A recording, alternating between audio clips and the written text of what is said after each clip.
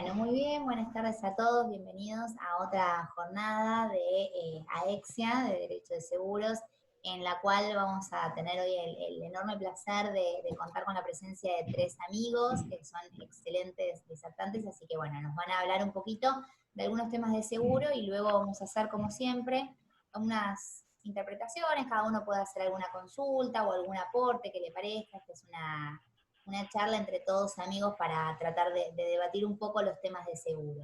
Bueno, como siempre decimos, agradecemos especialmente al doctor Fabián Girolimeto, que es nuestro secretario, que es el que está detrás de la organización de estas jornadas, a nuestro presidente, el doctor Sebastián Cancio, que también nos ayuda con todo lo que tiene que ver con esto, y bueno, a todos los miembros de AEXIA en general y a todos los participantes que cada reunión siempre están dispuestos ahí para aprender junto con nosotros. En el día de hoy vamos a tener a la doctora María José Argüello, que nos va a hablar de seguros de caución. Ella es coautora junto con Sandra Aleman del curso para Paz sobre Integral de Consorte y docente. Es abogada de la matrícula, es abogada de compañías de seguro, es docente en Derecho Comercial, el Derecho Concursal, es docente en la rama del Derecho Comercial y también en Introducción al Derecho. Así que la dejamos, María José, todo tuyo. Perfecto. Muchísimas gracias a Leti, a AEXIA por la invitación. Bienvenidos a todos.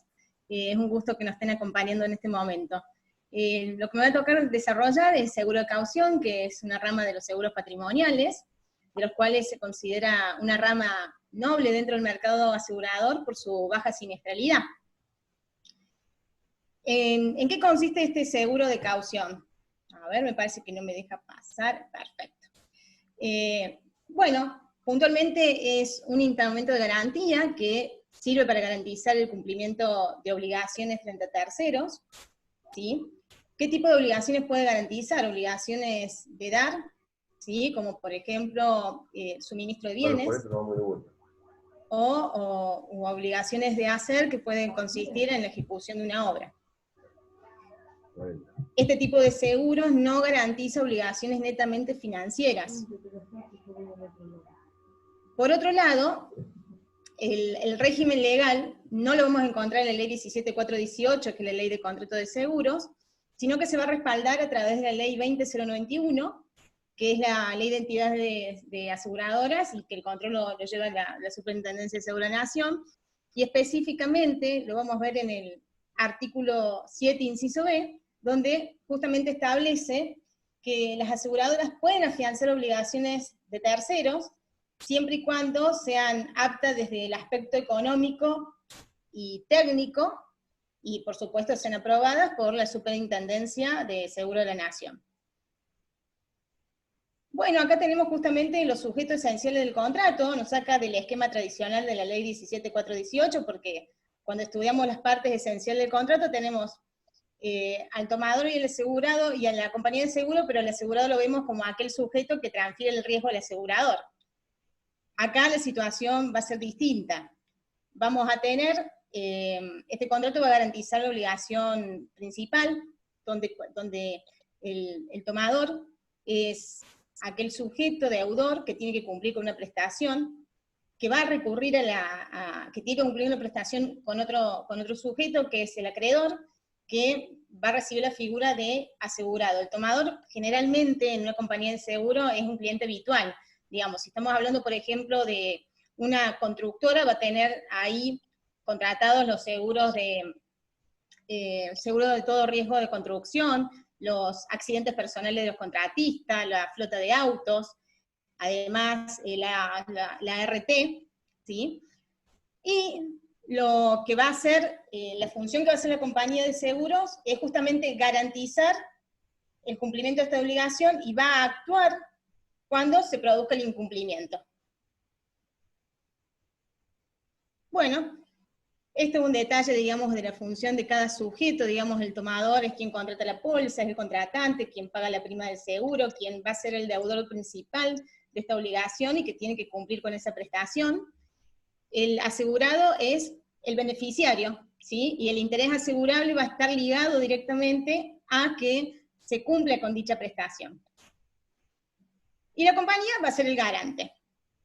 ¿Cuáles son las ventajas que tiene, digamos, para el tomador, quien contrata este seguro, en presentar una caución? Nosotros sabemos que podemos poner otras garantías, como por ejemplo la fianza, un aval bancario, entre otras. Entonces, lo que permite, digamos, a aquel tomador es la agilidad en el otorgamiento de la póliza, la liberación crediticia de no comprometer su capital, digamos, de acceder a un crédito bancario, se evita la inmovilización de fondos, otra cosa muy importante que es un precio mucho más accesible, y en el caso puntualmente cuando se trata de cauciones de obras, donde el tomador es el contratista, lo que tiene es que al presentar el presupuesto de su trabajo y acompañarlo con un seguro de caución, muestra una mayor profesionalidad frente a otros competidores. ¿Cuáles son, digamos, las ventajas para el asegurado? Que en este caso el beneficiario puede ser un particular como el Estado. Tiene un doble respaldo, por un lado del asegurador y por el otro lado del reasegurador. Y a la vez, la otra ventaja es que justamente dijimos que era un seguro muy noble porque el departamento de suscripción hace un análisis exhaustivo del aspecto económico y técnico que hace, digamos, a la capacidad que tiene esa persona para desempeñar una determinada actividad. ¿Cuáles serían, digamos, la clasificación de este contrato, las características de este contrato? Es que es un contrato accesorio porque sigue la suerte de lo principal, digamos, si se cumple con la prestación, se extingue esta garantía. Es subsidiario porque va a responder el asegurador ante el incumplimiento. Lo importante acá es destacar de que si, digamos, que si se llega a configurar el siniestro, no es un suceso como pasa, por ejemplo, con un accidente de tránsito, o un incendio de una vivienda, de un edificio, ¿sí? Sino que realmente el siniestro se configura a través del incumplimiento. Y es condicional porque solo va a funcionar si el asegurado procede a la ejecución. Bueno, industrias que alcanzan, lo puse como el término que usan los contadores, ¿qué actividades pueden alcanzar en este aspecto? Grandes y pequeños contratistas de obras públicas y privadas, industrias y pequeñas y medianas empresas, empresas petroleras y sus proveedores, importadores, exportadores, toda la actividad que hacen los despachantes de aduanas en garantías aduaneras, consultoría de ingeniería, desarrolladores de propiedad horizontal, que nosotros en nuestro régimen legal tenemos el artículo 2071 del Código Civil y Comercial de Nación, donde justamente establece este tipo de contratos. También tenemos aquellas garantías para profesionales, que lo podemos encontrar en el artículo 256 de la Ley General de Sociedades, la Ley 19.550, entre otros ejemplos podemos citar, garantías de caución ambiental. Y esto es lo que hay en el mercado asegurador. ¿Qué les puedo decir? Tenemos las cauciones de obras públicas y suministros, y también las aduaneras, que son las que más se desarrollan en el mercado, que me encantaría explayarme más, pero implica mucho más tiempo, así que se lo debo para un futuro encuentro. ¿Sí? Dentro de lo que es obra pública y suministro, se divide en 4 instancias de que puede garantizar la compañía. El mantenimiento de la oferta, ¿sí? Una vez que el tomador logró ganar esa licitación, se da la adjudicación que empieza a garantizar la gestión de los fondos de reparo, y bueno, lo que va antes es la garantía de anticipos y acopios. En materia aduanera tenemos más de 40 garantías aduaneras, ¿sí? Porque es garantizar las operaciones de importación y exportación y los tributos que acompañen ella. Tenemos coberturas en el mercado asegurador, las garantías judiciales, que dentro de eso tenemos la sustitución de medidas cautelares. O sea, yo puedo reemplazar un embargo, ¿sí?, sobre un determinado bien mediante este seguro de caución. O una contracautela, podríamos citar como ejemplo la intervención judicial que se hace, que se solicita al órgano de administración cuando se pide la remoción judicial de los miembros, por ejemplo, de un directorio, en lo cual puede ofrecerle al juez como contracautela un seguro de caución. Bueno, ¿cuáles son las cuestiones que que va a tener el asegurador al momento de realizar una emisión de la póliza. Lo primero que va a hacer es calificar al cliente, si es apto o no para acceder a este seguro, porque tiene algo muy importante. Esta póliza, a diferencia de las otras ramas del seguro, no permite no se puede anular por falta de pago. No le puedo aplicar el artículo 31 de suspender la cobertura por falta de pago, que es lo que regula la ley 17418. Tampoco, digamos, el contrato digamos, se extingue una vez que se cumple con la obligación, pero el asegurador debe corroborar si realmente el tomador cumplió la obligación con el asegurado.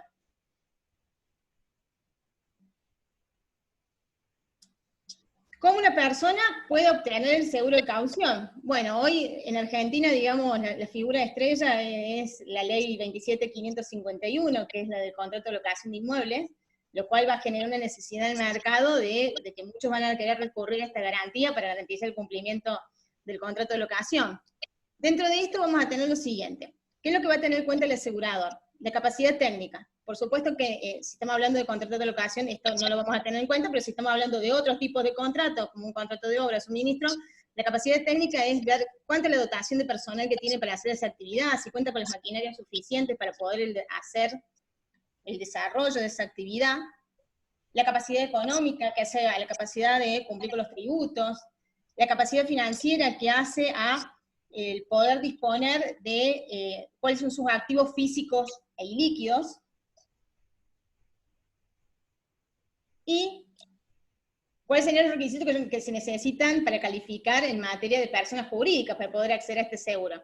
Le van a pedir los balances de los 3 últimos ejercicios, porque si por ahí se tuviera en cuenta 1 o 2 sería muy poco. Imagínense con esta realidad de la pandemia, el año que viene cuando tengan que presentar estos, quieren acceder a estos seguros, está complicadísimo el cierre de ejercicio. Referencias comerciales y bancarias, que no estén en situación comprometida. Manifestaciones de bienes por una avalista, es muy importante que la manifestación de bienes esté realizada por contador, certificado por contador público. Las inscripciones positivas donde conste el CUID, los ingresos brutos. Es muy importante que sea propietario de inmuebles, porque digamos el cupo de la caución se va a dar en base a entre un 50 y un 60% es lo que maneja el departamento de suscripción para otorgar, digamos, el cupo como garantía para el tomador. Y el formulario de solicitud de caución. Dentro de los requisitos que tenemos para calificar a la persona humana, o persona física para lo que estudiamos del Código de Vélez, tenemos el DNI, la acreditación de ingresos mediante ya sea recibo de sueldo si están en relación de dependencia, o una constancia de inscripción de AFIT para ver la calidad del monotributo, referencias comerciales y bancarias también, manifestaciones de bienes certificadas por contador público, que lo que yo no aclaré ahí, es que es muy importante que se aclare si está libre de gravámenes, si no está inscrito como bien de familia, si no tiene prendas, si no está hipotecado. Y en materia de locación de inmuebles, para el caso de que quiera solicitar una garantía de caución, esto también depende del departamento de suscripción, si tiene una política rígida o flexible. En muchos casos se pide ingresos, digamos, netos, en algunos brutos, de persona o grupo familiar que sea superior al 30% del canon de locación. Bueno, requisitos para el pago del premio, ¿sí? De la prima, según la calificación del tomador, es el tipo de garantía solicitada para una compañía que fije una tasa de prima y se factura en forma periódica. Depende del tipo de caución. Si es, por ejemplo, una caución de obras, por lo general las compañías manejan entre cuatrimestre, semestre o anual, pero lo que más se maneja en el mercado es cuatrimestral, el pago. Si estamos hablando de alquileres, de garantizar el alquiler de un inmueble, son por lo general la prima equivalente a 2 cánones de alquiler. Y si estamos hablando de una caución ambiental, es un pago único. Bueno, esto es lo que habla en materia de vigencia de póliza, o sea, también acá nos apartamos a la concepción que tenemos en la ley 17418, que la vigencia puede ser convencional y ante el silencio de la ley dice que es 1 año. Acá en materia de caución de obras y cauciones aduaneras por el tipo de operación que realizan, el tipo de obligación a la que se ajustan, tiene un inicio, pero una vigencia abierta, porque pueden pasar vicisitudes que lleve a un plazo mayor de lo que se establece en el contrato. Las cauciones de locación de inmueble y vigencia de locación de inmuebles, como también ambiental, son de vigencia cerradas. Hoy nos encontramos con la modificación en materia de inmuebles, nos encontramos con la modificación de la ley 27.551, en su artículo 1198, que de 2 años el plazo mínimo pasó a 3 años, y en la caución ambiental la vigencia es cerrada, es 1 año.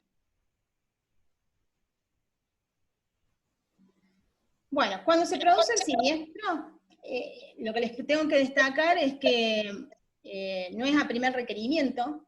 Primero el asegurado debe notificar fehacientemente al tomador para que haga el cumplimiento, digamos, una resolución por incumplimiento, para el pacto comisario tácito vendría a ser, donde se lo intima para que en un término de 15 días cumpla, y si no cumple, ahí recién, con esta notificación fehaciente, se presenta el asegurador. Por supuesto, cuando estamos hablando frente al Estado, ya sea como por ejemplo la Administración Nacional de Aduanas, o Estado Provincial Nacional, este acto, esta notificación fehaciente va a ser mediante un acto administrativo, o sea, una nota, un acto administrativo por el poder imperio que tiene el Estado.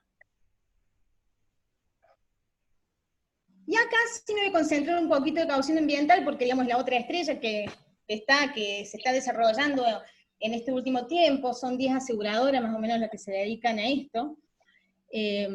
La caución ambiental, bueno, nosotros tenemos, digamos, el artículo 41 de la Constitución Nacional, como estos derechos de tercera generación de intereses difusos, donde justamente lo que esta garantía trata de que todos los habitantes que pisan el suelo argentino gocen de un ambiente sano, equilibrado, apto para el desarrollo humano, ¿sí? Y que cualquier daño que se genere en el ambiente, se tenga la obligación de quien lo genera recomponerlo. Y quien va a tener el poder policía va a ser el Estado, ¿sí? A través de la Secretaría Ambiental y Desarrollo Sustentable, donde va a tener en cada jurisdicción quién va a dar estas autorizaciones, quién va a hacer ese control. Bueno, ¿cuál es lo importante? ¿Cuáles son las dificultades que presenta, digamos, la caución ambiental? Las dificultades que presenta es que si genera un daño al ambiente y a las personas y a los bienes del ambiente, son difíciles de implementación. A ver, este seguro ambiental no cubre, digamos, lo que son daños a personas ni a sus bienes, ¿sí? Porque sería difícil implementar cuándo inició ese daño y cómo cuantificarlo. Entonces, puntualmente, lo que va a cubrir, la garantía que va a dar, digamos, la caución ambiental, es que no se genere un daño, quien lleve esta actividad riesgosa, no genere un daño en el suelo y en el agua, digamos. Dentro de actividad riesgosa, les puedo citar como ejemplo los frigoríficos, las empresas de lácteos que generan su actividad gran contaminación en ese aspecto. Hay que ver el daño ambiental, lo que se va a cubrir siempre va a ser la incidencia colectiva. ¿Qué daño generó ese agua, la contaminación, la alteración en el ecosistema en cuestión de flora, fauna, ¿sí? Y que a veces ese daño, por supuesto el agua, implica una incidencia individual, porque aquel agricultor que riega con esa agua está contaminado y le afecta a los sembradíos. Sujetos esenciales del seguro de caución ambiental, habíamos dicho que garantiza obligaciones que pueden surgir de la ley o del contrato. Bueno, el seguro ambiental surge de la ley, ¿sí? El titular, el tomador va a ser el titular de la actividad riesgosa, ¿sí? Quien se compromete a no generar un daño, ¿sí? El asegurado del Estado Nacional, Provincial, Ciudad Autónoma de Buenos Aires y la Municipalidad. Y el asegurador es quien va a garantizar dicha operación. ¿Cuál es la finalidad primordial de esto? Es justamente garantizar el financiamiento de la recomposición del daño ambiental, ¿sí? De la incidencia colectiva que haya generado, ¿sí? Independientemente si fue de manera súbita o gradual. Y a los efectos de la cobertura se configura el daño ambiental de incidencia colectiva, ¿sí? Que implique un riesgo inaceptable por parte de la salud humana y por la destrucción de todos los recursos naturales que implican el lugar. Las exclusiones de cobertura, que son aquellos riesgos no cubiertos, es la primera manifestación o descubrimiento del daño ambiental de incidencia colectiva que no ocurra dentro de la vigencia de la póliza. Esto es muy importante. Esto también se diferencia de otros seguros, que para que tenga cobertura se tiene que dar dentro del año que tiene esta vigencia, que tiene la póliza, que generalmente se suelen renovar, no es de renovación automática, sino que, digamos, el departamento de suscripción va a volver a hacer un análisis. Tampoco se cubren los pasivos ambientales, que son ya aquellas contaminaciones preexistentes que tenía el medio donde se va a desarrollar la actividad, y los daños causados por contaminación aire, siempre y cuando los mismos no ocasionen daño al suelo y al agua, o sea que tampoco estaría cubierto. ¿Cómo se determina esa configuración del siniestro? Primero que se va a determinar justamente con el daño ambiental, ¿sí?, que es la primera manifestación o el descubrimiento que se da dentro del periodo de vigencia. El asegurado haya intimado fehacientemente, ¿sí?, por un acto administrativo al tomador para que recomponga ese daño, ¿sí?, por eso no es a primer requerimiento, y el asegurado tiene que informar al asegurado si hay un incumplimiento total o parcial al tomador a través de un medio fehaciente. Se tendrá siempre como fecha cierta la que resulte de la recepción por parte del asegurador de la documentación e información remitida al asegurado que acredite el cumplimiento de ciertas circunstancias mencionadas. Bien, ¿quiénes son los sujetos obligados del contrato en el seguro de caución ambiental? ¿Sí? Toda persona que realice actividad riesgosa. De hecho, en el mercado asegurador hay una clasificación de SIU que se dice la actividad, que implica qué actividad es, y además está dentro de segunda o tercera categoría, y lo más importante es que hay un cálculo específico de planilla que usan todos los aseguradores, donde establece de ese cálculo complejo de nivel de contaminación ambiental, si se asemeja al 14,5%, ya implica un seguro de caución ambiental obligatorio. Otro tema muy importante es que toda empresa o actividad que la autoridad competente entienda que puede generar un daño, ¿sí?, como por ejemplo grandes obras de infraestructura, ¿sí?, y se establece un monto mínimo asegurable que va a ser el límite para recomponer ese daño, ¿sí? O sea que ese monto mínimo asegurable es lo que va a ser el sinónimo de la suma asegurada. Bueno, esto es más o menos una explicación integral de lo que he querido en esta oportunidad dar en relación a los seguros de caución. Así que bueno, espero que después estaré atenta a las consultas. Bueno, María José, muchísimas gracias, la verdad que muy claro, y aparte es un tema que es difícil, que en general creo que la mayoría lo esquivamos un poco. Tenemos que estudiarlo por algún motivo, se nos complica, así que ha sido muy, muy esclarecedor. Bueno, me alegro. Seguramente después surjan algunas consultas, algunas charlas. Sí, Ahora, sí, agradecemos. Sí te voy a pedir si podés dejar de compartir la pantalla. Sí, por supuesto. Muchas gracias. No, de Las nada. preguntas vamos a hacerlas todas al final, así aprovechamos para... Perfecto. A ver, estoy viendo cómo... Ahí está. Perfecto. Bueno, ahora sí, le vamos a dar lugar a la doctora Carolina Gastán-Liferla. Ella es socia en su estudio jurídico, abogada litigante de empresas, de aseguradoras, de telefónicas, de cable, de Mercado Libre, fructícolas locales y otras empresas de distintos rubros, tanto en sede judicial como administrativa. Es diplomada en Derecho de Seguros en Córdoba y cursa la maestría en Derecho Empresarial por la Universidad Austral. Y ella nos va a hablar de la actualización de la suma asegurada. Caro, todo tuyo. Hola, ¿qué tal? Buenas tardes. ¿Se me escucha bien? Porque estoy con el teléfono. Perfecto. Bien. Bueno, el tema que voy a hablar yo es la actualización de suma asegurada, ¿sí?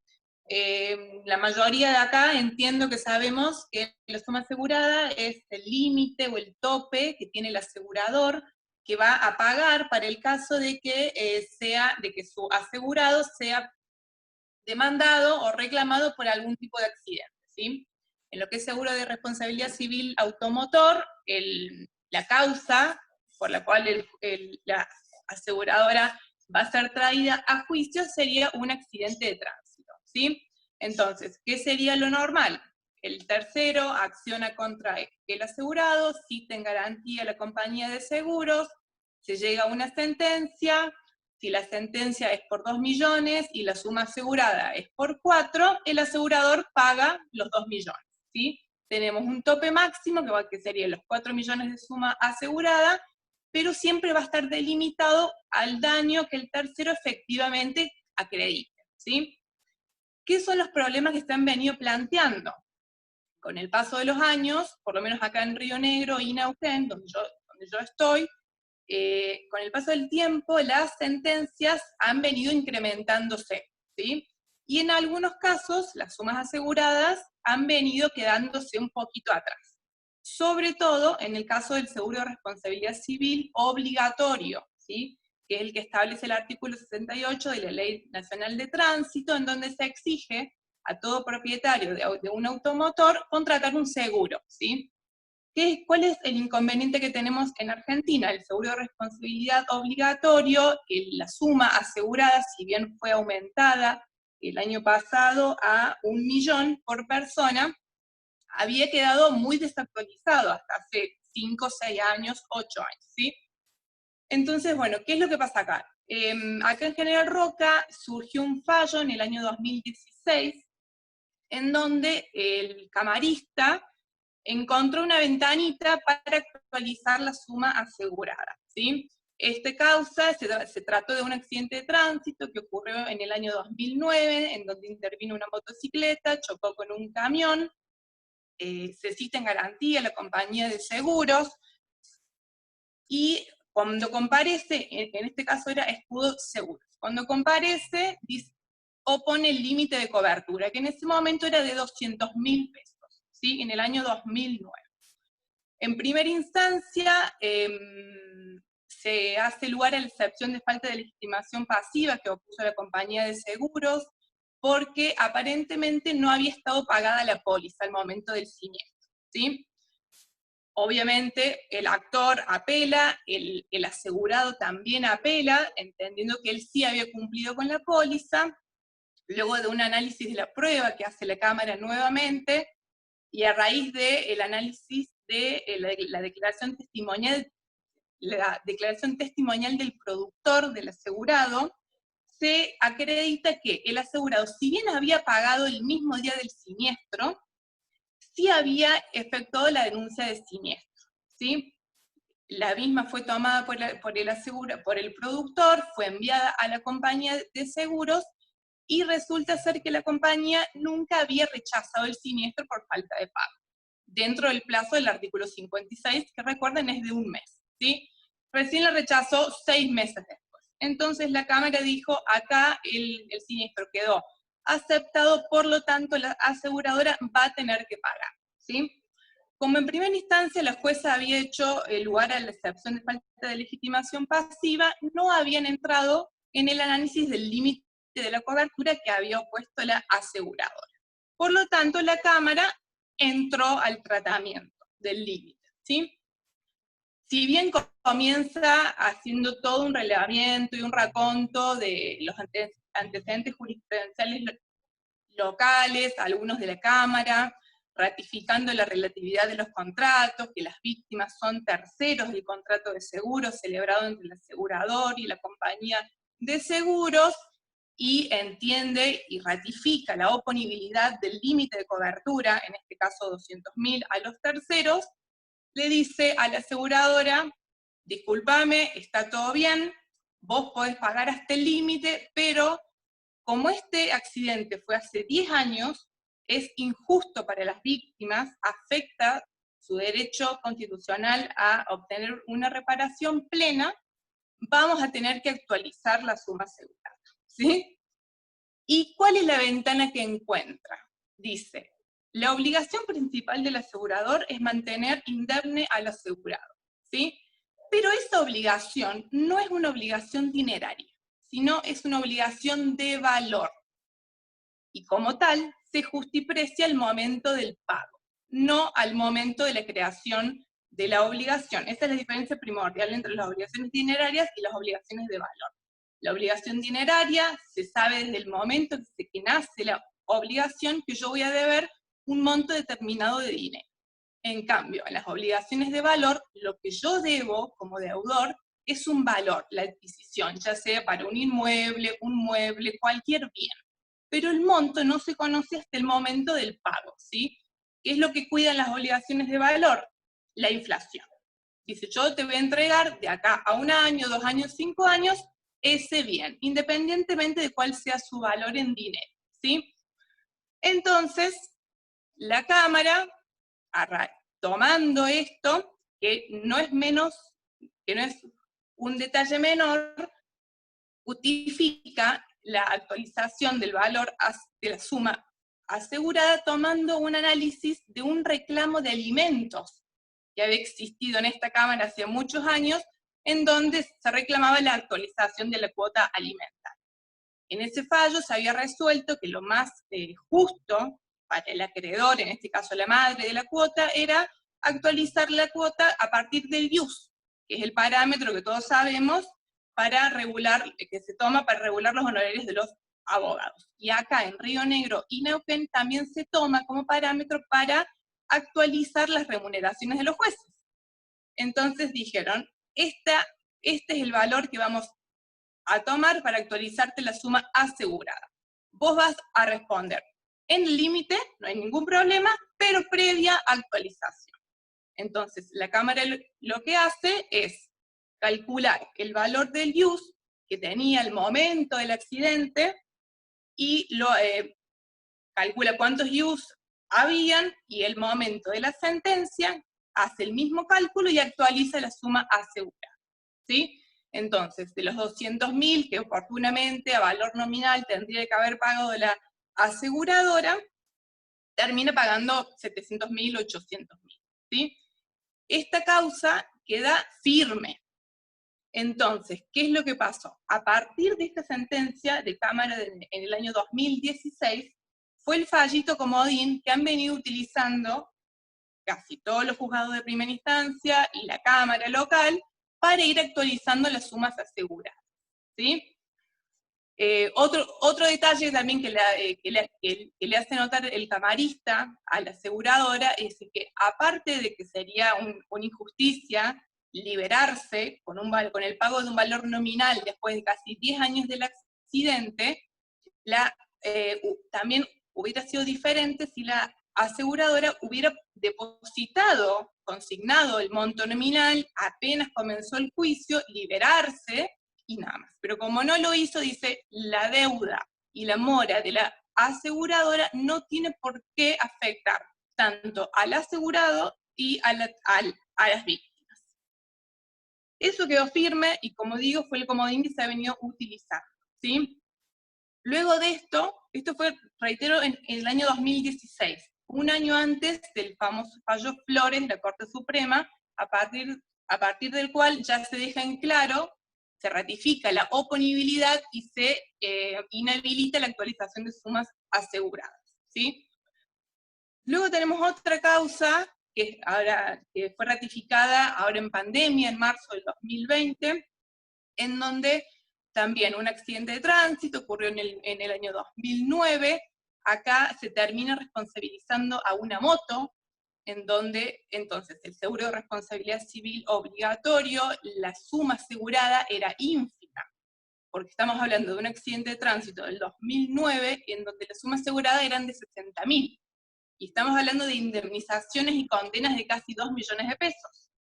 Por eso también, desde mi punto de vista, los juzgadores, cuando ven esos números, ven el paso del tiempo, es algo que les hace ruido, es decir, no, yo no puedo dejar a gente sin la indemnización, sin su acceso a la indemnización plena, ¿no es cierto?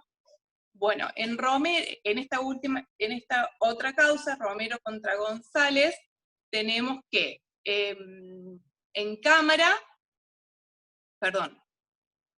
en primera instancia se admite la demanda, como dije, contra la motocicleta había un límite muy bajo, apela a la compañía de seguros, por supuesto por el límite de cobertura.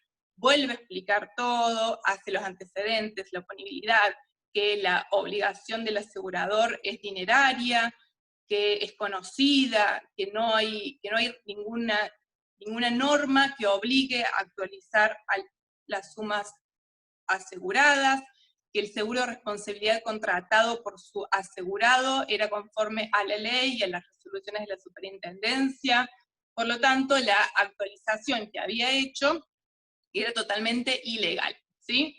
La Cámara, en este caso, volvió a reiterar todos los fundamentos de Vives, de la primera causa, hace un copy-paste, por así llamarlo, y lo más gracioso que me llamó la atención a mí es que le hace notar al abogado de la perseverancia que no había hecho los cálculos demostrando cómo la aplicación de los intereses locales, en contraposición a la utilización de la actualización por el use, le podría afectar. O sea, según el camarista no había agravio. Se olvidó de leer toda la parte legal de la oponibilidad del límite, de la obligación de la aseguradora y demás. Por lo tanto, ratifica la sentencia de primera instancia.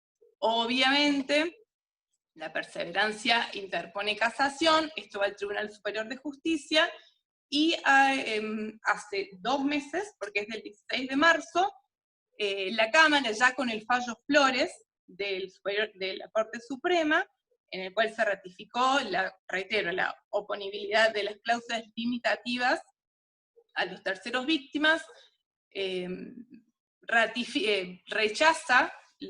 deja sin efecto la sentencia de Cámara y aplica el fallo Flores. Y le dice, señor camarista, acá el contrato es entre el asegurador y el asegurado, las víctimas son terceros, por lo tanto, si quieren invocar el contrato de seguros, si la citan en garantía, tienen que atenerse a sus términos, ¿sí? No hay posibilidad de actualizar. Lamentablemente, acá lo que hay que hacer es una nueva ley de seguro civil obligatorio, que aumenten los montos para que las víctimas realmente no tengan inconvenientes para obtener una reparación plena, pero no por eso hay que cargar a la aseguradora con el pago de una suma para la cual no se comprometió y por la cual no percibió prima, ¿sí? Recordemos que la suma asegurada es el resultado de una ecuación técnica y económica que se realiza al momento de la contratación del seguro y a partir de la cual se calcula el monto de la prima. Por lo tanto, el asegurado abonó una prima por determinada suma asegurada. Y es por eso que la aseguradora se obliga hasta ese límite, ¿sí? Entonces, a ver, ¿qué pasa acá? La actualización de la suma asegurada, ¿es legal? ¿Está fuera de la prohibición de indexar vigente en nuestro país? Que si bien la tenemos, está vigente, es legal, pero a la vez es totalmente inconstitucional considerando la inflación que hemos venido acumulando los últimos 5 años a nivel escalonado, y ni hablar si tomamos a partir desde el 2001 y demás. Si me preguntan a mí, técnicamente no es legal. Hay una contradicción evidente entre la legalidad de la prohibición de indexar en un escenario donde no hay inflación, donde se mantienen los valores, donde no hay pérdida del poder adquisitivo del dinero.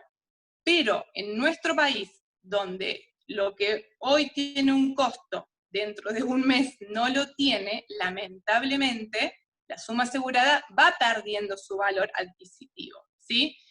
Entonces, por lo tanto, si bien es legal, hay una contradicción con el reconocimiento constitucional y del derecho de las víctimas a acceder a una reparación plena, ¿sí? Después, otro conflicto que se puede plantear es hasta qué punto un asegurado, luego de un siniestro, en donde, si bien conoce que tiene una suma asegurada, que no va a solventar, que no va a pagar la sentencia de condena por ser inferior, en donde una vez notificado el juicio, tiene que darle la dirección del juicio a la compañía aseguradora, hasta qué punto ahí no hay un conflicto de intereses entre el abogado de la compañía aseguradora, que va a decir, yo te pago hasta este monto, pero yo te contesto la demanda, yo te hago la prueba, y el asegurado está como indefenso. Hasta qué punto también el asegurado no tiene, en su relación con la aseguradora es un consumidor. Entonces, ¿por qué no podría después, si tiene que pagar una suma por arriba del monto asegurado, reclamar a través, solicitando la aplicación de la Ley de Defensa del Consumidor a su aseguradora? Son cuestiones que hoy por hoy no se estarían dando, principalmente por el fallo Flores, es lo que viene ratificando. Un año después salió el fallo Aymar, que volvió a ratificar Flores. Así que actualmente estamos, por las aseguradoras en este aspecto están cubiertas, por así llamarlo, por la Corte Suprema, pero me parece que se está tirando de la soga. Por lo menos acá, reitero, Río Negro, Neuquén, las indemnizaciones han subido un montón en los últimos 2 años, así que bueno, puede llegar a haber conflicto. Chiquitito, corto, lo que sí, donde sí vi que sí se está validando muchísimo la actualización de las sumas aseguradas, es en los reclamos directos del asegurado a la aseguradora en casos de incumplimiento contractual, por ejemplo, una destrucción total. Eso sí está clarísimo, acá hay una afectación, porque también ingresa la Ley de Defensa del Consumidor. Sí, ahí sí ya tenemos otro tipo de conflicto, la Ley de Seguros y la Ley de Defensa del Consumidor, en donde el asegurado es la parte débil del contrato, por lo tanto, imponerle un valor nominal de suma asegurada 10 años después de un juicio por una destrucción total, los jueces sí han reconocido la actualización de la suma asegurada. Y después, vuelvo, hace poquito salió un fallo en la Cámara de Pergamino, en un caso de responsabilidad civil por accidente de tránsito, que sí aseguró, que sí actualizó la póliza, la suma asegurada, si no me equivoco, eso también ya está firme, en donde el juez, a partir de un análisis del expediente, advirtió que en el tiempo que transcurrió entre el inicio de la demanda y la sentencia, la aseguradora había aumentado todos los meses y a través de los años la póliza, el valor de la póliza, pero no había aumentado la suma asegurada, ¿sí?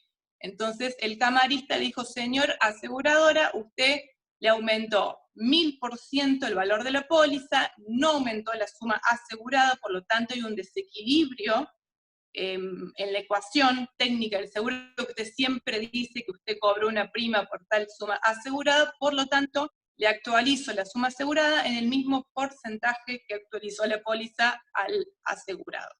Y bueno, tuvo que pagar la mayoría, digamos, por el valor actualizado.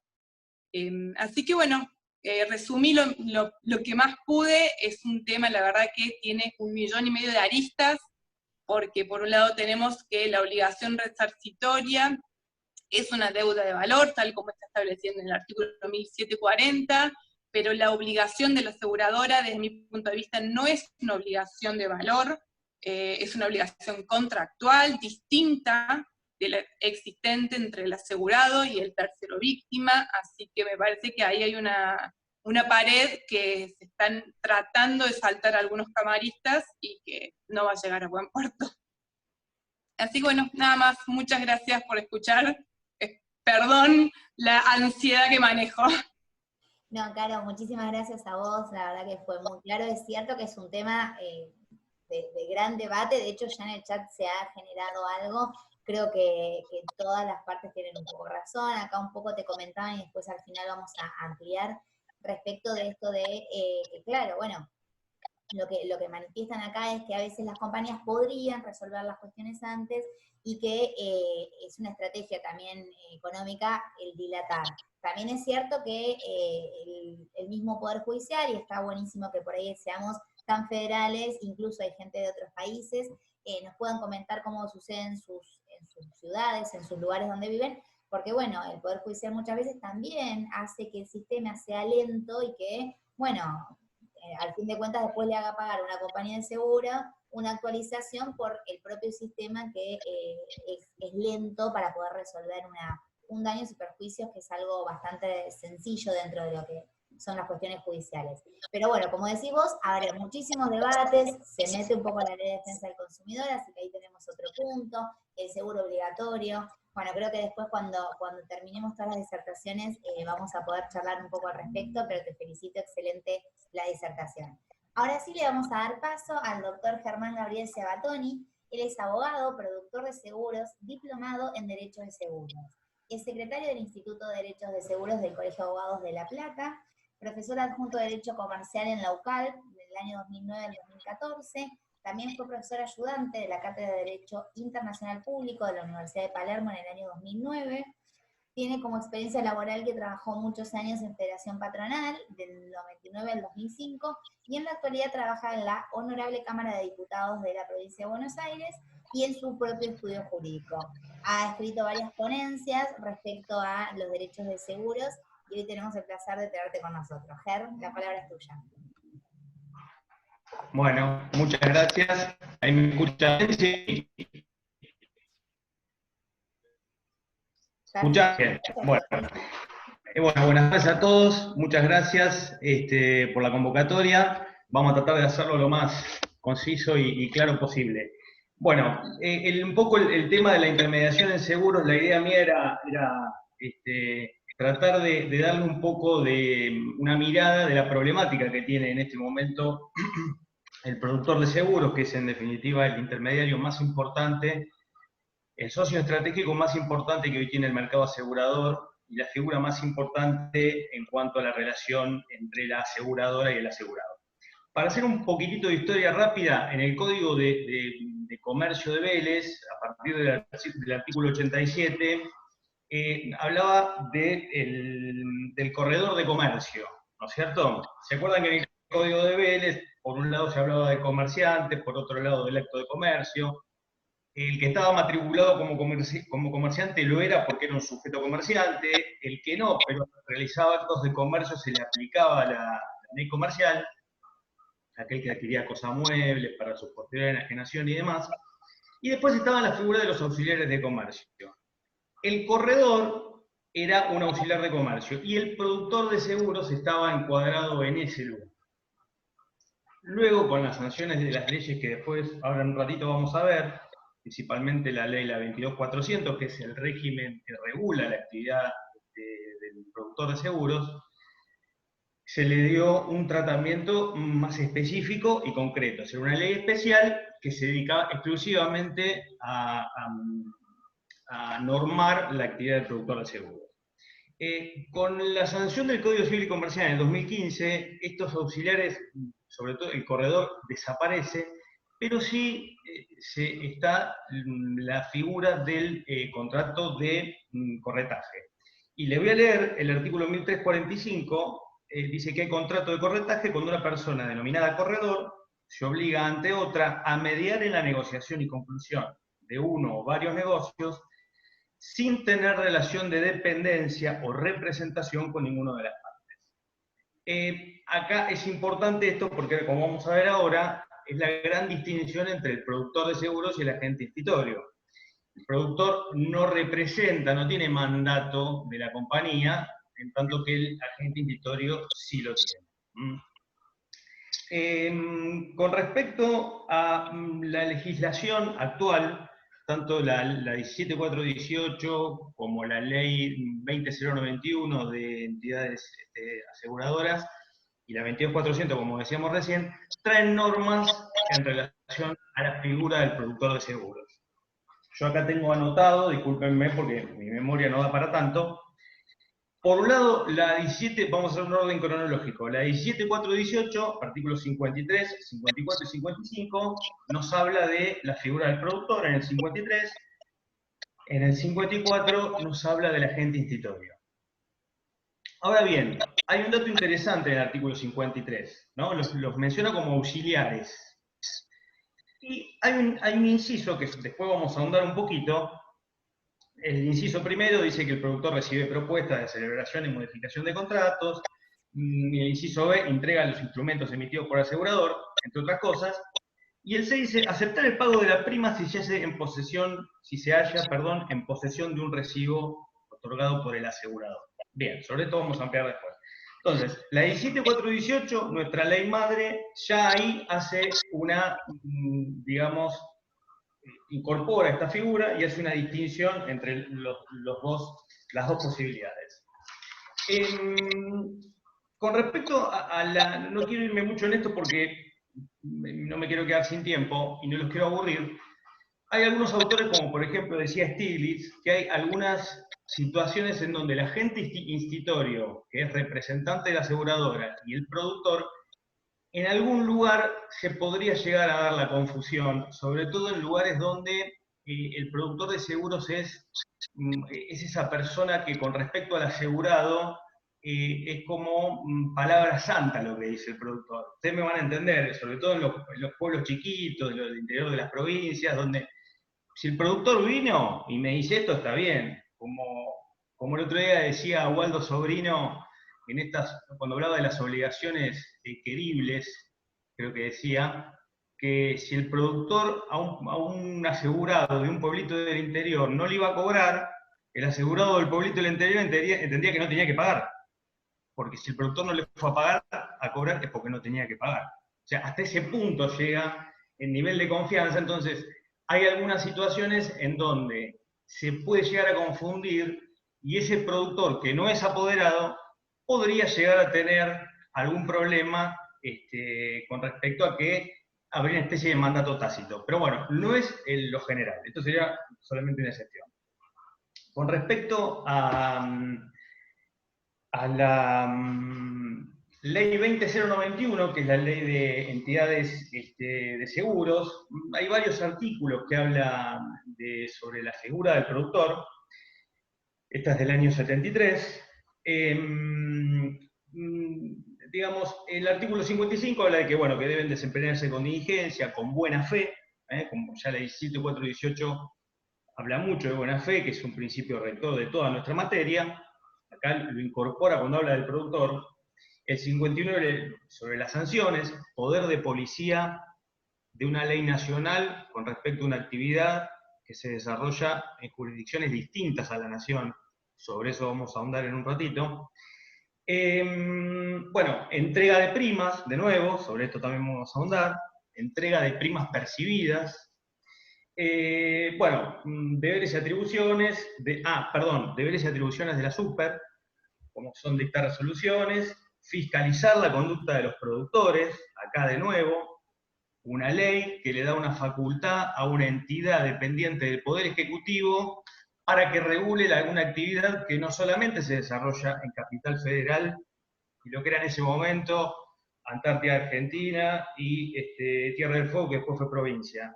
Dice para toda la nación. Sobre eso vamos a ahondar después. Bueno, por último, para seguir con la cronología legal de las leyes que tocan esta actividad, la ley 22.400 se sanciona el 11 de febrero de 1981. En ese momento, el presidente era Videla, el ministro de Economía era Martínez de Hoz, y las leyes que nosotros tenemos, democráticas, tienen, al principio tienen los fundamentos. Acá en Provincia de Buenos Aires decimos fundamentos, en la Nación se llama exposición de motivos, en definitiva es lo mismo, es como el espíritu de la ley. Bueno, el espíritu en este caso fue una simple nota de elevación, imagínense cómo se manejaban las cosas en ese momento. Martínez de Hoz les dice que sería importante que los productores tuvieran una regulación, entonces me gusta leer esto porque me da un poco de escalofrío, pero en uso de las atribuciones conferidas por el artículo 5 del Estatuto para el Proceso de Reorganización Nacional. Perdonen, me está sonando el teléfono. Bueno, perdón. Lo vamos a silenciar porque no podía ser tan oportuno. Bueno, se sanciona y promulga con fuerza de ley la 22.400, ¿no? esta ley ya tiene, a mi modo de ver, esto es muy personal, es mío solo, no lo dice ningún libro, tiene un error en su génesis esta ley, porque dice que el sistema proyectado requiere su aplicación en todo el territorio del país. Digamos, se está, bueno, vamos a dejarlo porque si no me voy a meter en un barral ahora que no tiene sentido. Lo que quiero dejar a salvo de esto es que esta ley, como leía un autor hace unos días, porque algunos la llaman leyes de la dictadura, esta, la 20091, la 22400, entre otras, ¿no? Esta ley claramente, esto lo quiero dejar a salvo, no es una ley de la dictadura que vino y puso una ley de un día para el otro. Esto es una actividad que se venía desarrollando hace mucho, y esto fue una manera de determinarlo, y la ley en realidad no es mala, es buena, y fue un mito para el productor de seguros. Así que eso lo quiero dejar a salvo. La idea, como verán, mía es seguir las instrucciones del Papa Francisco y hacer un poco de lío, digamos. A eso me estoy refiriendo en esto. Bueno, ¿a dónde llegamos en esta situación? La naturaleza jurídica entonces del productor es un corredor, es un intermediario, diferencia entre el corredor, entre el productor y el agente incitorio. ¿Y cuál es a qué nos lleva todo esto que veníamos diciendo? En el año, espérenme un poquito porque me pierdo. En el año 81, si mal no recuerdo, espérenme que les voy a decir con seguridad, hubo un intento de hacer un colegio nacional de productores de seguros. Por supuesto que las asociaciones, tanto como APAS, que es la Asociación Argentina de Productores de Seguros, y FAPASA, que es la Federación Argentina que nuclea a todas las asociaciones, que hacen una tarea buenísima, y acá la idea no es criticarlas, todo lo contrario, porque en la génesis de APAS y de FAPASA está la idea de lograr la colegiación de los productores de seguros, que es en definitiva lo que venimos luchando hace rato. Yo tuve la suerte en el año 2006 de participar de la redacción de un proyecto de colegiación de los productores de seguros en la provincia de Buenos Aires. El antecedente que tenemos es que en la provincia del Chaco ya existe la ley de productores de seguros. Todavía no está en funciones el colegio, pero podría estarlo por una serie de problemas. Lo lindo y lo interesante, la nota de color de eso, es que cuando en el tiempo en que se sancionó esa ley en la provincia del Chaco, el superintendente de Seguro de la Nación de ese momento era el actual presidente de la Nación, Alberto Fernández. Y en manifestaciones públicas que él hizo ese día, se manifestó totalmente a favor de la colegiación. Y tanto APAS como FAPASA en ese momento, a través de sus representantes más importantes, también estaban a favor de esto. Ahora, el problema es que miren todo el tiempo que pasó y nunca se termina de poner, digamos, el cascabel al gato, digamos, ¿no? Diciendo así de una forma chabacana. Ahora bien, el antecedente es esa idea que hubo de hacer un colegio nacional, pero ese proyecto de ley en el Congreso de la Nación no tuvo asidero, no se pudo terminar porque intentaba hacer un colegio nacional. Y volvemos al mismo problema de la 22400. El poder de policía para reglamentar las actividades que se desarrollan en la provincia, en cualquier provincia, no es una facultad de la Nación, por imperio de la Constitución Nacional y por las facultades que las provincias no le delegaron al gobierno nacional. No quiero aburrirlo tampoco con eso, pero bueno, esa es la génesis de este problema. Bueno, con respecto, no me quiero olvidar de nada, volviendo al tema del proyecto que hubo acá en el año 2006 en la provincia de Buenos Aires, pasó algo muy interesante y que lo quiero conectar con esto que decía la superintendencia allá por los años 90.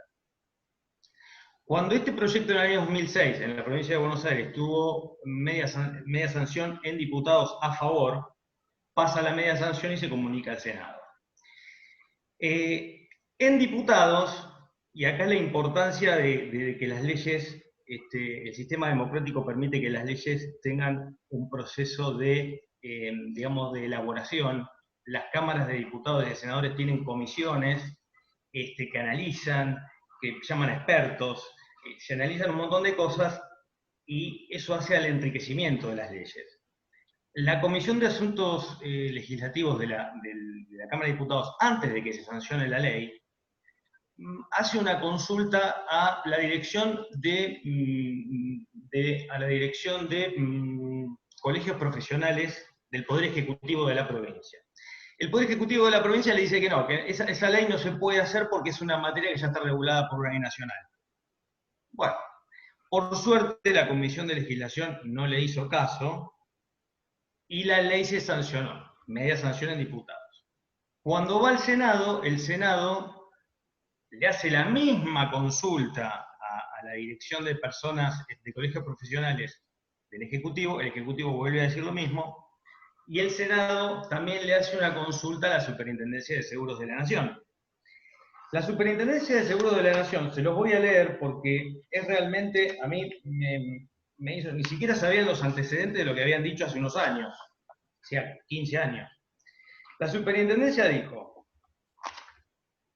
analizado que fuera el proyecto, se los leo porque les prometo que es rápido. Analizado que fuera el proyecto, se advierte que el mismo constituye una clara intromisión sobre una materia federal regulada por la Ley 20.091 y demás. El proyecto en cuestión, el de la colegiación, pretende regular el ejercicio de una actividad que ya ha sido objeto de regulación y que además se encuentra sujeta al ámbito de control de la Superintendencia de Seguros de la Nación. O sea, como llegamos primero nosotros, ustedes en la provincia no pueden hacer nada.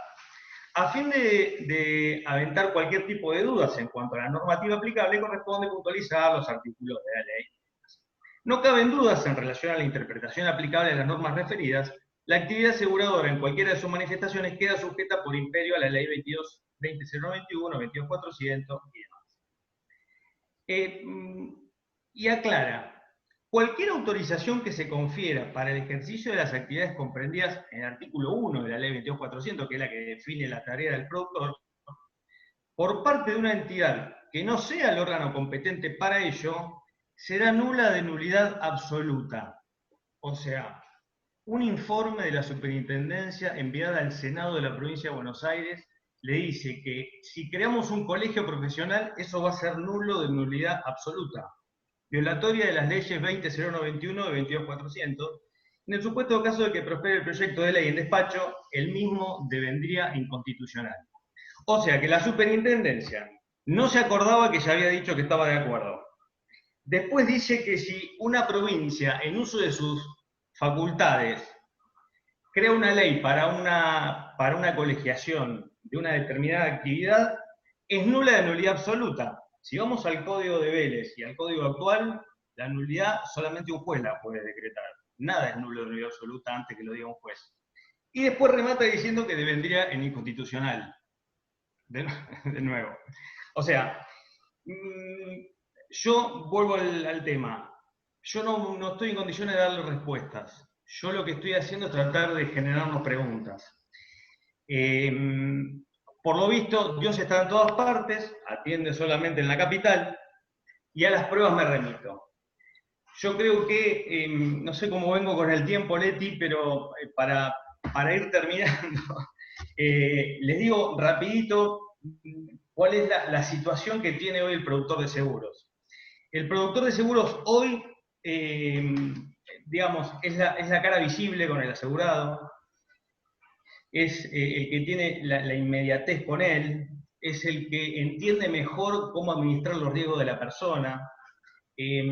Por supuesto que hay de todo, como cualquier actividad, pero digamos que esta relación es importantísima. Yo tuve una anécdota con un cliente que, se las cuento rapidito, un fin de semana largo, estaba volviendo por la ruta, se le queda el auto, entonces llama al servicio de grúa. Bueno, el servicio de grúa le dice que iba a tener 3 horas de espera, porque claro, la congestión. Bueno, entonces me llama a mí y me cuenta el problema. Entonces yo le explico, bueno, sí, es una situación que se da, la compañía terceriza el servicio, bueno, un poco de psicología. Bueno, quedó ahí. A las 3, 4, 5 horas fue el servicio de grúa a buscarlo.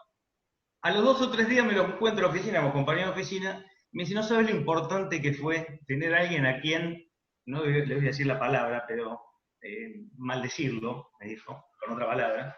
No sabes lo bien que me hizo, digamos, porque alguien que me escuchó rápido, me atendió rápido, me dijo lo que me iba a pasar.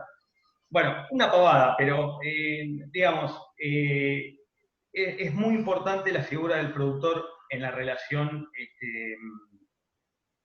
con el cliente.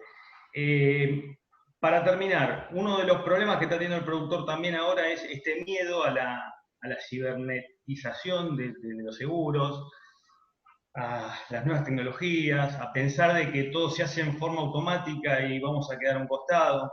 Yo les quiero mencionar hace poco leí un libro de un analista de la realidad tecnológica que es Santiago Benici, no sé si lo han escuchado, y él lo que dice es que el futuro de todas las actividades está relacionada con saber amalgamar el componente humano con el componente tecnológico.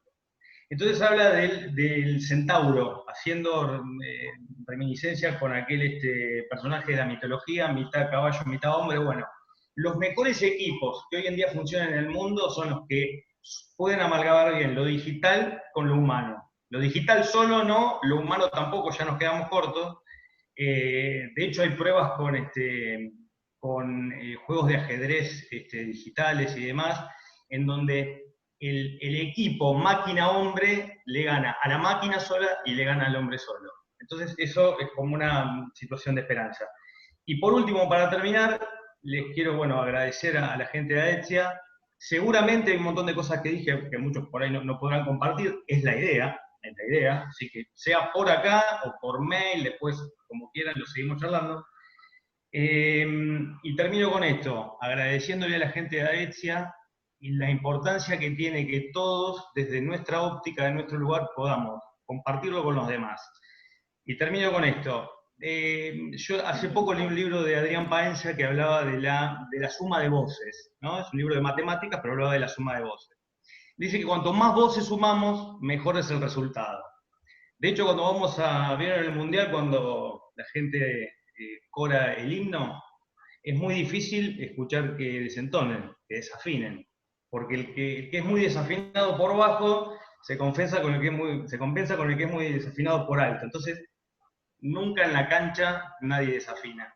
Y con esto los invito a que participen. A todos nos parece que lo que podemos decir tal vez no le interese a nadie. Todo importa, todo interesa, y entre todos nos ayudamos. Muchas gracias y hasta acá llegamos. Bueno, muchas gracias, Ger. Bueno, estas son las cosas que dan un poco de... que nos recuerdan la distancia, ¿no? Porque acá estaríamos todos aplaudiéndolos a los tres que hicieron excelentes exposiciones y bueno, por la virtualidad no podemos hacerlo. Bueno, han sido temas bastante álgidos, seguramente haya consultas. De hecho, yo te cuento que hay una persona que está como Antequera Ríos, que no sé quién es, que justo te había hecho una consulta respecto de lo último que vos preguntaste, que pasaba.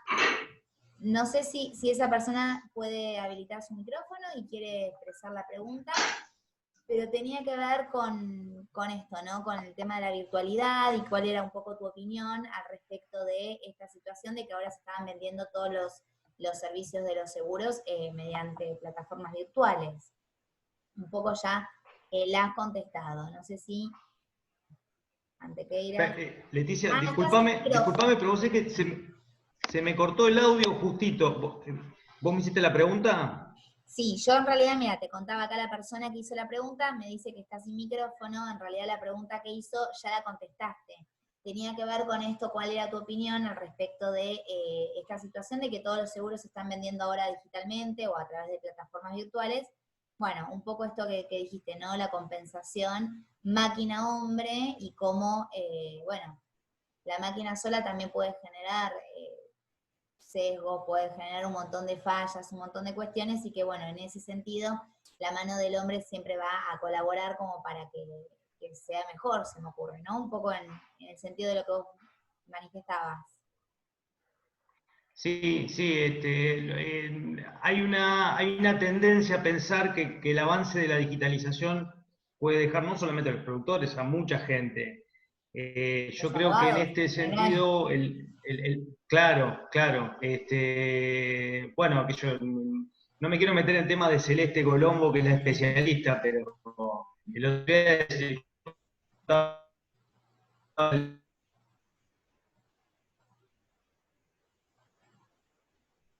Te hemos perdido, Ger.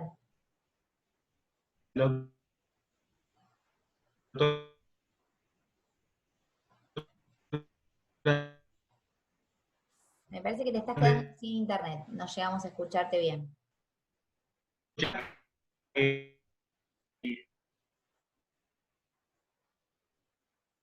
Mientras esperamos que Ger se resuelvan. ¿Hola? Hola. Estás todo entrecortado, Ger. No se te logra escuchar nada. No sé si alguien tiene ganas de hacer alguna otra consulta, o bien a Germán, o a las chicas, a Caro, a María José, respecto de los temas que han disertado antes. ¿Alguno tiene le quedó alguna duda, algo que quiera comentar, algún aporte, algo que suceda en los lugares donde están? Agradecemos a Juan Francisco, que nos acompaña desde el Paraguay, a todos los amigos que nos acompañan desde distintos lugares de la Argentina y desde otros países, siempre dispuestos a charlar un poquito de derecho de seguros.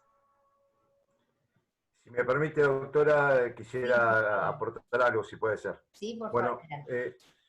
mucho gusto. No soy abogado, fui estudiante de Derecho, pero soy productor de seguros desde hace unos cuantos años.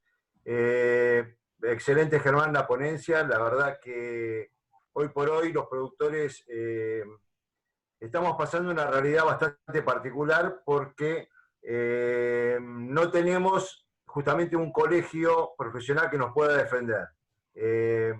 Y esto lo refiero específicamente a, somos parte dentro de lo que es la intermediación, creo que es una intermediación profesional, y en parte respondiendo a lo que la doctora preguntaba, la figura del productor se está especializando más que nada y derivando en lo que es un gestor de riesgos.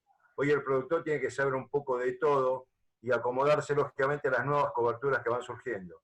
Hay muchos seguros, quizá los más comunes, como el de automotor, que por eso están, que puede ser que el productor de ahí vaya perdiendo mercado ante la venta directa de las compañías. Pero hay un montón de coberturas y de riesgos que paulatinamente el productor se debe estar capacitando. Es por tal motivo que nosotros de alguna manera dentro de las asociaciones estamos pregonando la creación de un colegio profesional porque entiendo que el productor de por sí es profesional y esto hace jerarquizar un poco esta actividad. Simplemente eso. Muchísimas gracias, Daniel. Gracias por el aporte. Acá le estaba por contestar al chat a Luisina, perdón, y aprovecho para decirlo a viva voz que esta charla, al igual que las anteriores, van a ser subidas a nuestro canal de YouTube, así que se pueden recorrerlo, yo que no soy muy moderna, ¿cómo se dice? Como hacerse amigos de YouTube. Y ahí les van a llegar todas las notificaciones de todas las charlas que vayamos subiendo, pero bueno, cualquier cosa que quieran renovar, lo pueden ver ahí. Y ahora sí, Sebastián Cerda quería la palabra, quiere hacernos una consulta. Adelante. Hola Leti, gracias. Bueno, nada, quiero aprovechar la oportunidad porque no siempre tenemos esta posibilidad, ¿no?, de intercambiar ideas con productores, asesores de seguros, y quisiera plantearle la siguiente cuestión. ¿Qué posición tienen respecto a la interpretación del productor, asesor como intermediario, cuando se sostiene que el asegurado es un consumidor? Y esto lo traigo a colación también por el hecho de que a consecuencia de esta pandemia y el COVID hemos visto que en otros países se ha demandado solidariamente al broker productor por la falta de asesoramiento, digamos, no tengo los autos exactos, fue en Estados Unidos y en Londres, en la contratación de la cobertura, eran coberturas de property. simplemente conocer su opinión de un tema tan delicado y que cada vez está tomando mayor relevancia la intermediación y si es parte de esta cadena de responsabilidad cuando el planteamiento es que un asegurado es un consumidor. Gracias. Muy bueno todo lo expuesto. Mirá, ¿ahí me escuchan bien? ¿Volvió un poco el audio? Sí.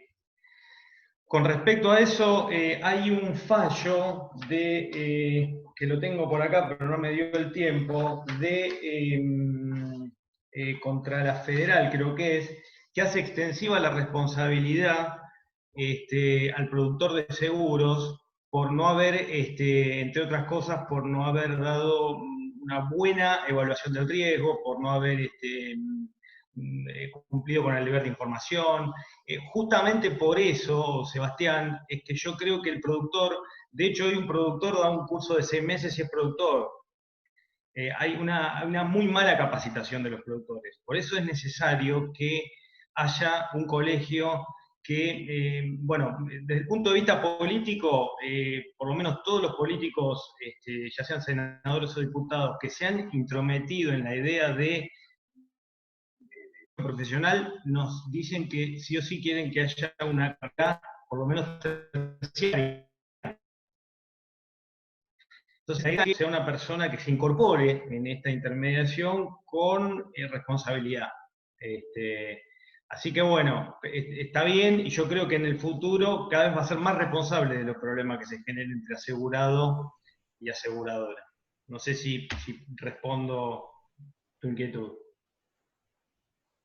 Muy bien, Ger.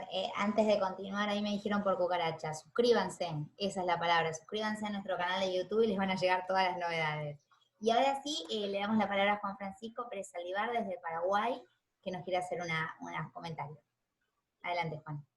Buenas tardes a todos, gracias Leticia, es un gusto estar con todos ustedes, muy interesante. Quería hacerle una consulta a María José sobre el tema de caución. Nosotros acá en Paraguay tenemos, vamos a ir directamente sobre las pólizas de garantía aduanera. En Paraguay nosotros hacemos las pólizas de garantía aduanera. Y el Código Aduanero establece que las garantías aduaneras prescriben a los 5 años.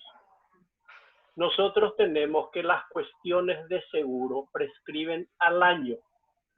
¿Cómo manejan ese tema de la prescripción ustedes?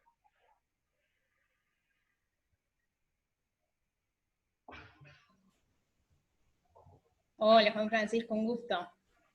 En realidad, la prescripción que manejamos nosotros es, digamos, no hay una prescripción en materia administrativa y se ajusta a lo que dice el Código Civil y Comercial de la Nación a través del artículo 2560, que son los 5 años de la prescripción general que tenemos.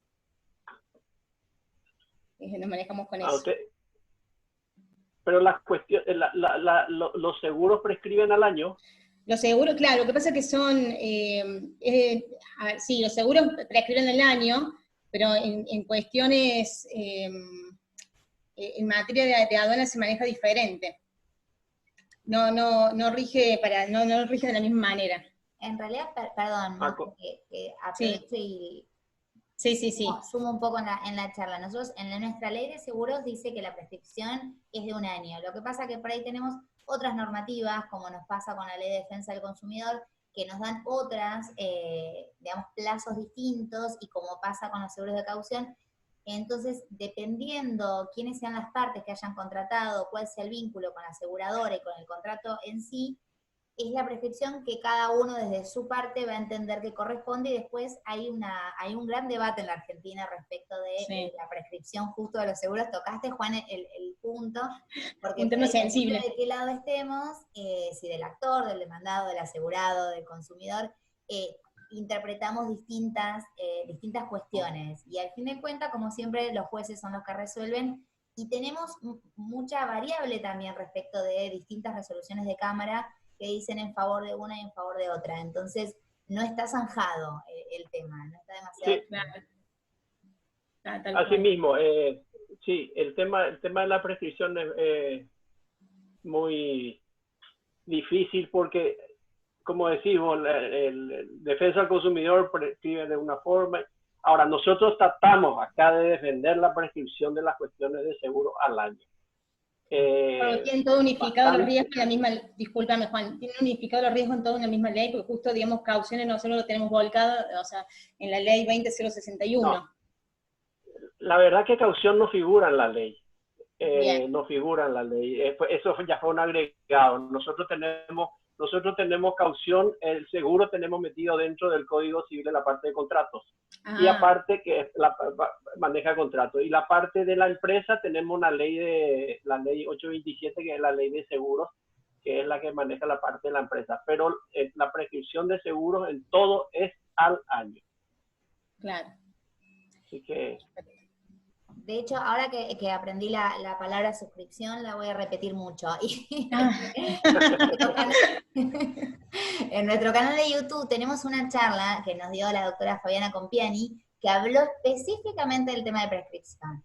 Después podemos volver a debatir, dependiendo nuevamente, ¿no?, de qué lado nos paremos, pero los invito a que la vean porque realmente es muy interesante el punto de vista de ella. Leti. Sí, Seba.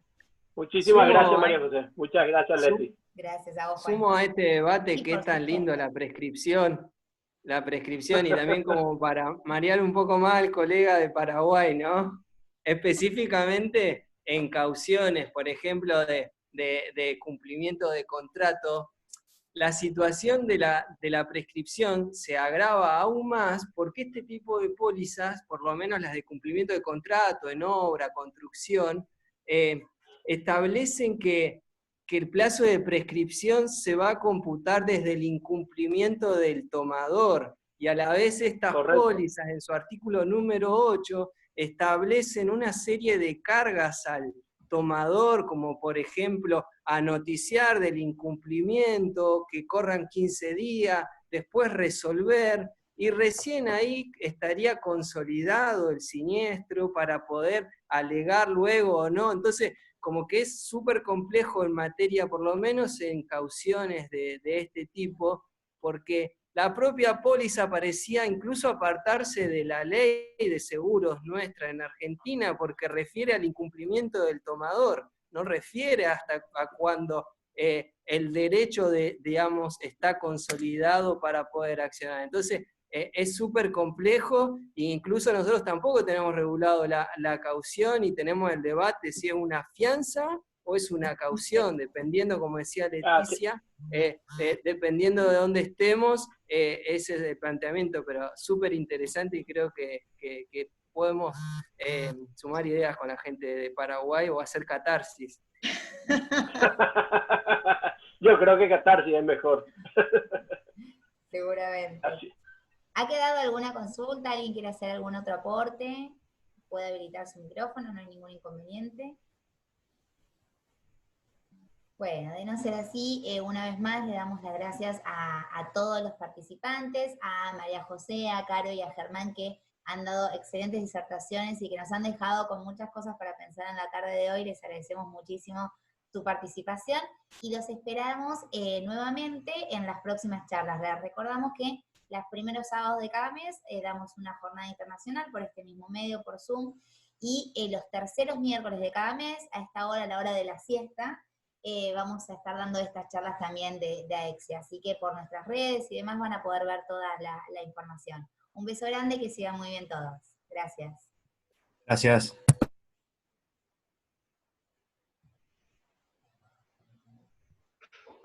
Chau, chau, gracias a todos.